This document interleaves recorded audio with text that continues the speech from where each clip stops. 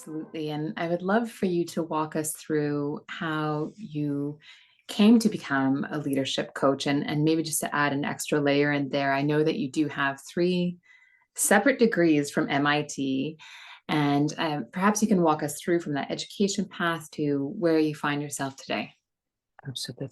So I I have degrees in mechanical engineering, and my love in mechanical engineering was manufacturing, product development, and then I got a joint master's from the um, business school, MIT Sloan School of Management, and the engineering school in um, innovative product development. So I was very much geared towards product development um, as my training. I have been involved in startups since 94 or Okay. 96, I think. So I can't remember. I was still in school. And I have always loved being an entrepreneur. I have always loved knowing what to do. I have always loved creating. This is part of who I am.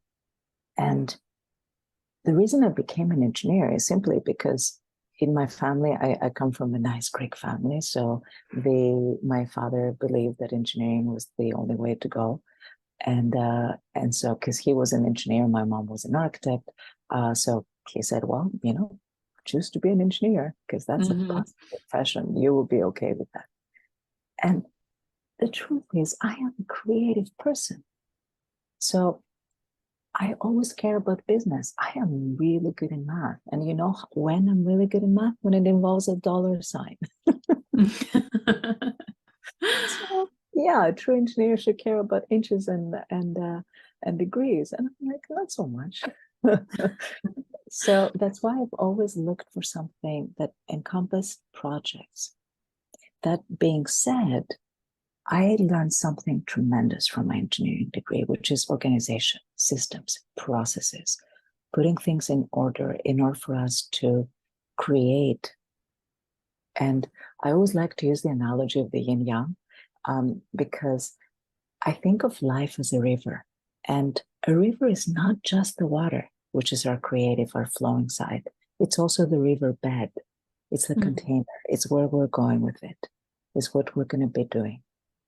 And this is truly important to understand and embrace because if we allow ourselves to just go with the flow and well, where are we going? Are we just going to go wherever the wind is blowing us? Yet if we put direction and goals in place, then we are truly achieving something extraordinary. And at the same time, we can be leaders and we can bring as much creativity as we want to the process. That's so informative. And in your practice, you really focus on combining the business element with purpose. What have you seen in this practice as being one of the biggest obstacles when meeting with leaders and helping them align these two different aspects? Mhm. So people come to me typically because they're extremely stressed or because they feel that they have this golden handcuff. So they're at the stage in their career where they're doing well. And Mhm. at the same time, they feel empty inside.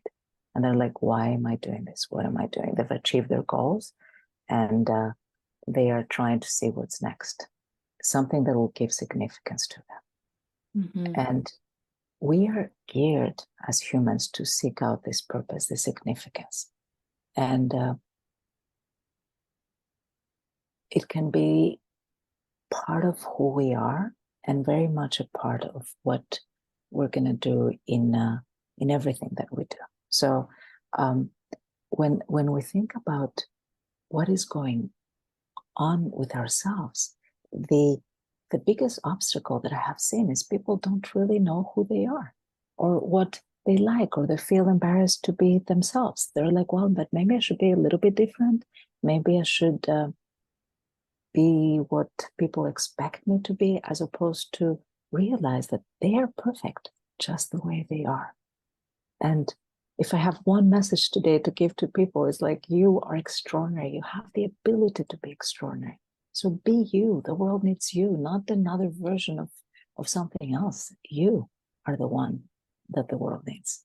You were born for this, literally.